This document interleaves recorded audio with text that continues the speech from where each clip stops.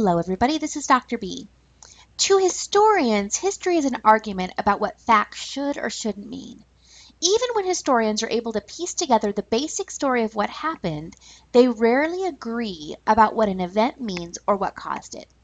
Historians argue about the past's meaning and what it has to tell us in the present. This is from Weinberg's article, Thinking Like a Historian. How do we help change our students' perspective? We do that by actually putting them into the picture. And you can do that through the Library of Congress's website. The Library of Congress's website has a variety of topics, everything from sports and leisure, news and journalism, all the way down to American history, maps, and geography. These primary sources will help your students step out of the classroom and into the action. The first thing I want to do to bring my students back in time is to do a basic search. In this case, we're going to study 9/11 and allow our students to step back in time. I'm going to look for a sound recording, so I type in 9/11 and then I pull down the drop down and I really want to find some personal narratives or audio recordings. In this case, I think I'm going to look for audio recordings and press go. Once I've done that, I can begin looking at those search results. I think I'd like to share with my students a picture of what this might have looked like from a particular person who had experienced 9/11. In this case, we're going to look at an interview with Monique.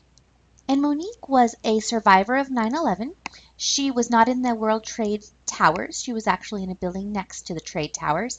And this is her account on November 9th of what actually occurred from a firsthand perspective during those terrorists' bombings of the Twin Towers.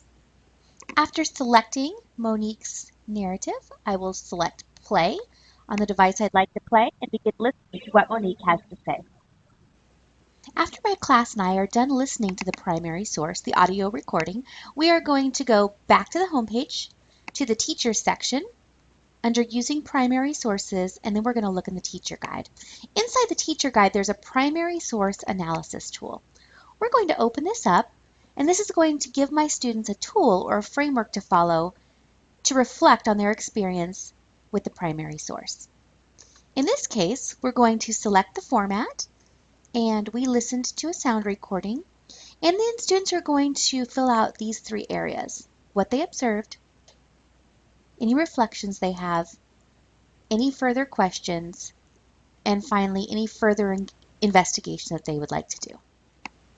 Once they've finished with that, it's time for them to send their reflection to their teacher, in this case you.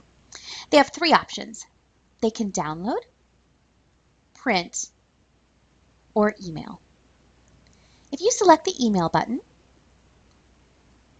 it's going to give you a variety of options for your students, where they're going to email their analysis, obviously to you, the name of the primary source, the URL, your name, your email, the date, the name of the class, and then they're going to press send.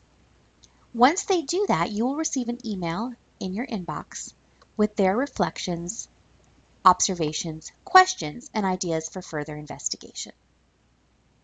That is just the tip of the iceberg in teacher materials that are supplied by the Library of Congress.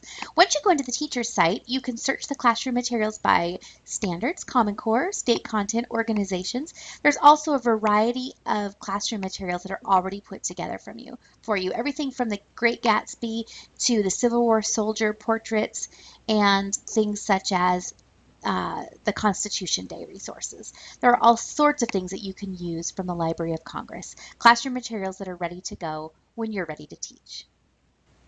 Finally, I'd like to share with you a resource that I gathered from Discovery Education, with special thanks to Den Star Carmela Doty from Prince George County Public Schools in Maryland. She shared this idea about letting the primary resources speak for themselves.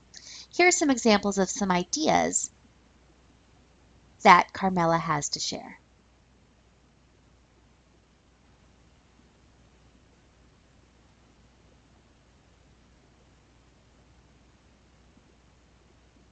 As you can see, there are all sorts of things that you can do with your students to make history come alive. I hope this was helpful. Again, this is Dr. B, and I will see you next time. Bye for now.